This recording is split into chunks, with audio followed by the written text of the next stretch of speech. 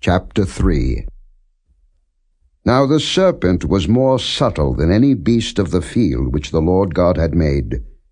And he said unto the woman, Yea, hath God said, Ye shall not eat of every tree of the garden? And the woman said unto the serpent, We may eat of the fruit of the trees of the garden, but of the fruit of the tree which is in the midst of the garden, God hath said, Ye shall not eat of it, neither shall ye touch it, lest ye die. And the serpent said unto the woman, Ye shall not surely die, for God doth know that in the day ye eat thereof, then your eyes shall be opened, and ye shall be as gods, knowing good and evil. And when the woman saw that the tree was good for food, and that it was pleasant to the eyes, and a tree to be desired to make one wise, she took of the fruit thereof, and did eat, and gave also unto her husband with her, and he did eat.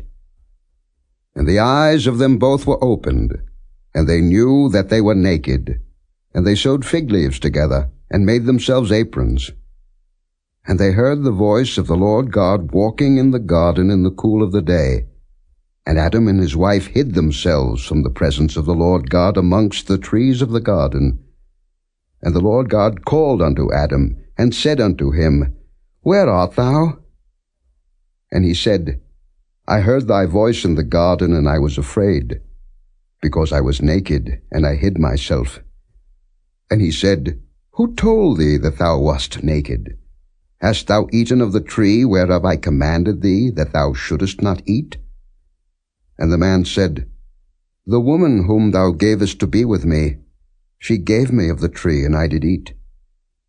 And the Lord God said unto the woman, What is this that thou hast done?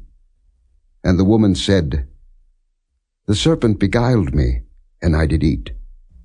And the Lord God said unto the serpent, Because thou hast done this, thou art cursed above all cattle, and above every beast of the field. Upon thy belly shalt thou go, and dust shalt thou eat all the days of thy life, and I will put enmity between thee and the woman, and between thy seed and her seed. It shall bruise thy head, and thou shalt bruise his heel. Unto the woman he said, I will greatly multiply thy sorrow and thy conception. In sorrow thou shalt bring forth children, and thy desire shall be to thy husband, and he shall rule over thee. And unto Adam he said, Because thou hast hearkened unto the voice of thy wife, and hast eaten of the tree of which I commanded thee, saying, Thou shalt not eat of it. Cursed is the ground for thy sake. In sorrow shalt thou eat of it all the days of thy life. Thorns also and thistles shall it bring forth to thee, and thou shalt eat the herb of the field. In the sweat of thy face shalt thou eat bread, till thou return unto the ground.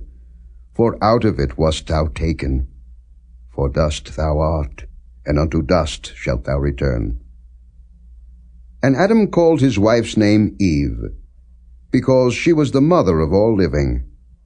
Unto Adam also and to his wife did the Lord God make coats of skins, and clothe them. And the Lord God said, Behold, the man is become as one of us, to know good and evil.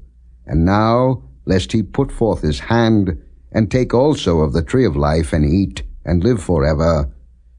Therefore the Lord God sent him forth from the Garden of Eden, to till the ground from whence he was taken.